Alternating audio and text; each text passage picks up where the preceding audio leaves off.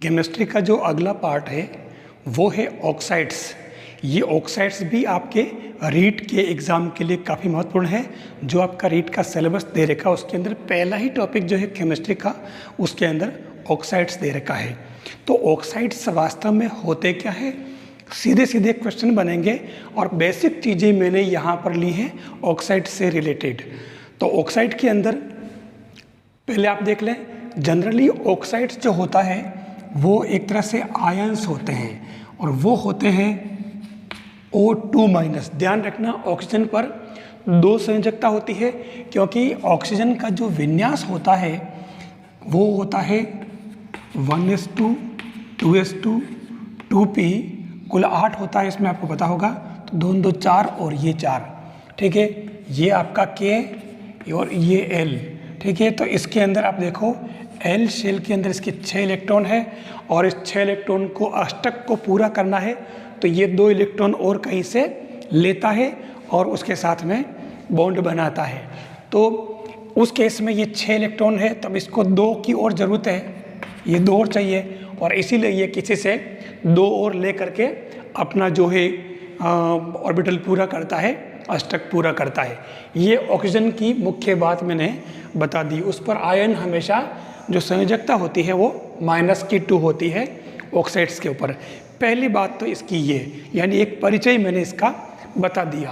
अब इसके अंदर सबसे पहले आता है कि ऑक्साइड्स होते क्या हैं, कि रासायनिक यौगिक, कोई सा भी एक रासायनिक यौगिक जिनमें कम से कम एक परमाणु जो है वो ऑक्सीजन हो और उसमें साथ में कम से कम एक अन्य तत्व भी विद्यमान हो, तब भी वो ऑक्साइड्स कहलाएगा। बाकी वो आयन के रूप में होगा, एक ऋणात्मक आयन, ध्यान रखना। फिर अगला आता है निर्माण। वायु में तत्वों के ऑक्सीकरण से आप ऑक्साइड को बना सकते हैं। कोई भी तत्व है उसका ऑक्सीकरण हुआ तो वह ऑक्साइड बनाएगा। जैसे मैं आपको बताऊं कि जैसे लोहा है, फेरस, और फेरस को आपको पता है कि फेरस के ऊपर जो जंग लगती है, ठीक है, तो वो फेरस वाला जो है वो जंग की परत लगा करके Fe2O3 और एक और बनाता है Fe3O4। इसको कहा जाता है हेमेटाइट अयस्क और इसको कहा जाता है मैग्नेटाइट अयस्क। फेरस ऑक्साइड और फेरिक ऑक्साइड, ये दोनों तरह के, 2 तरह के ऑक्साइड लोहे से बनते हैं। यानी लोहे के ऊपर जब लोहा पानी या नमी की उसमें आता है संपर्क में, तो उस केस में वो जो है ऑक्साइड बना रहता है। यानी एक तरह से पर जंग जो लगती है वो जंग ही उसका ऑक्साइड से है। तांबा हुआ तो तांबे के ऊपर भी आपको पता होगा कि कॉपर है और वह ऑक्सीजन से रिएक्ट करता है तो वह CuO बनाता है एक तो, और एक Cu इस पर 2 है तो Cu2 बनाता है। यानी क्यूप्रिक ऑक्साइड और क्यूप्रस ऑक्साइड बनाता है। 2 तरह की इसकी, क्योंकि कॉपर के ऊपर 2 संयोजकता होती है। आपको खैर इतना डीप में नहीं जाना है, खाली बता रहा हूँ कि तांबा, क्योंकि तांबे, आपने घर में तांबे के बर्तन देखे होंगे, आजकल इनका काफ़ी उपयोग है। सवेरे हम जल पीते हैं तो तांबे के बर्तन का ही जल पीते हैं, डॉक्टर ऐसा कहते हैं। तो तांबे के अंदर आप देखा कि तांबे के बर्तन जो है साफ़ करने के 1 या 2 दिन के अंदर ही ऊपर एक हरी हरी सी परत जम जाती है, ठीक है ना। तो वो हर जो है वो कॉपर ऑक्साइड की परत ही उस पर होती है, आपको ये ध्यान रखना होगा। तो ये इस तरीके से किसी भी धातु की ऊपर जो लेयर बनती है उससे ऑक्सीजन से रिएक्ट करता है और उस धातु का या उस अधातु का वो ऑक्साइड बना लेता है। तो ये निर्माण में अपन, जैसे इसने दे रखा, ये जल है, ये हाइड्रोजन का ऑक्साइड है, ये सल्फर का ऑक्साइड जिसको सल्फर डाइऑक्साइड कहते हैं, ये कार्बन का ऑक्साइड जिसको कार्बन डाइऑक्साइड कहते हैं। अब ये कार्बन अधातु है, सल्फर अधातु है, हाइड्रोजन अधातु, ये अपने को ध्यान रखना पड़ेगा। तो ये इस तरीके से आप इनके ऑक्साइड बना सकते हैं। अब इसके कुल 4 प्रकार दे रखे हैं ऑक्साइड्स के, वो हमें खास तौर से ठीक से पढ़ लेने हैं। ऑक्साइड में पहला है अम्लीय ऑक्साइड, एसिडिक ऑक्साइड्स, यानी जो ऑक्साइड्स जल के साथ मिलकर के यानी क्रिया करके अम्ल बनाते हैं, एसिड बनाते हैं, वो आपके अम्लीय ऑक्साइड कहलाएंगे। अम्ल का मतलब क्या होता है, जो जलीय विलयन में आपके H+ आयन देते हैं वो आपके क्या कहलाते हैं, अम्ल, या इसको प्रोटॉन भी कहते हैं, ध्यान रखना, प्रोटॉन।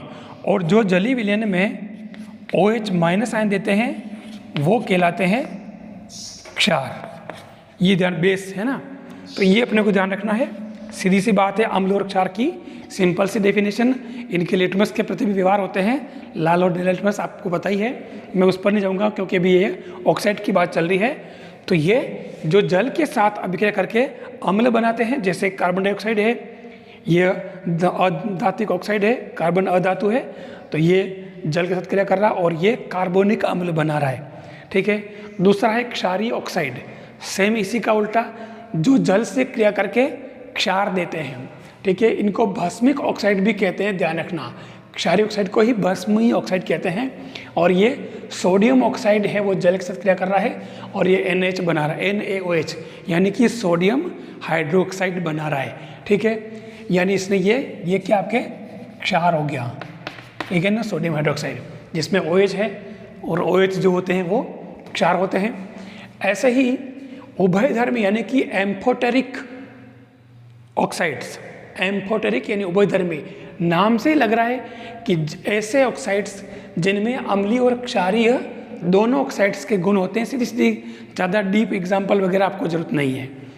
फिर चौथा आता है उदासीन ऑक्साइड्स। उदासीन जस्ट इसका उल्टा, न तो अम्लीय और न क्षारीय प्रकृति के हो, वो उदासीन होते हैं, जैसे H2O, कार्बन मोनोऑक्साइड,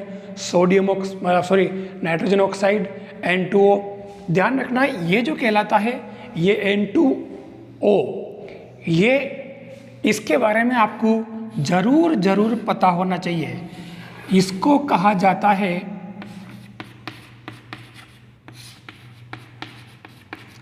हास्य गैस, और ये है नाइट्रस ऑक्साइड, है ना, नाइट्रस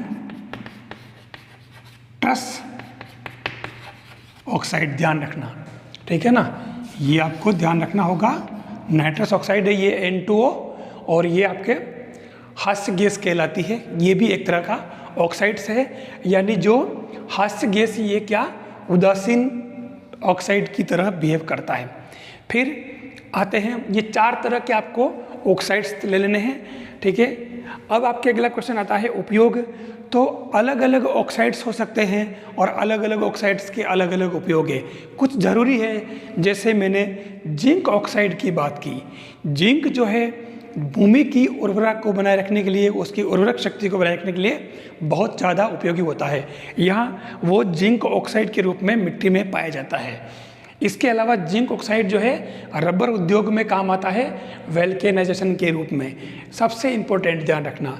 इसके अलावा जिंक ऑक्साइड जो है वो भवन निर्माण में जो ऊपर गिट्टी डाली जाती है, कंक्रीट होती है, उस कंक्रीट की प्रोसेसिंग के अंदर जिंक ऑक्साइड की परत डाली जाती है, उसके अंदर मिलाया जाता है, उससे वो जो है उसकी जल रोधक क्षमता बढ़ती है, यानी कि इसके अंदर पानी कम मरता है। सीधी सीधी बात करें, सतह के अंदर पानी कम मरेगा, वहाँ पर भी काम आता है। इसके अलावा माउथ वाश प्रोडक्ट के रूप में भी इसके काफ़ी प्रोडक्ट्स बनते हैं, तो उसके अंदर ही काम आता है।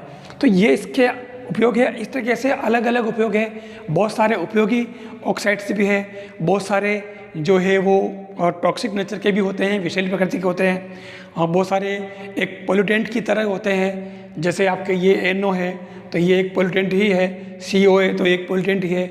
ये CO क्या है, कार्बन मोनोऑक्साइड जो है वो कहाँ से, जो मार्केट में जो वाहन चलते हैं, इन वाहन के साइलेंसर में से जो आधा जला हुआ कार्बन होता है, आधा जला हुआ फ्यूल है ना, वो आपके कार्बन मोनोऑक्साइड होता है, और इससे सबसे ज़्यादा प्रदूषण होता है। ऐसे ही ये थर्मल पावर में से निकलता है ना। तो ये सब एक तरह से पोल्यूटेंट के रूप में काम करते हैं, प्रदूषक के रूप में खतरनाक, ठीक है। लेकिन ये जो है हमारे बहुत ही काम की चीज़ है, आपको पता है, एक उदासीन ऑक्साइड से है जल। तो ये आपके ऑक्साइड वाला एक छोटा सा टॉपिक है, इससे आपका क्वेश्चन बन सकता है, आपको इसको ठीक तरह से पढ़ लेना चाहिए। अगर आपको ये अच्छा लगा हो लेक्चर, तो आप CMPC यूट्यूब चैनल को आप ज़रूर सब्सक्राइब करें, आप इस वीडियो को लाइक करें, शेयर करें, और टेलीग्राम चैनल जो है CMPC बाय KLP सर के नाम से, उसको भी ज्वाइन करें। आपको इसका पूरा फ़ायदा मिलेगा।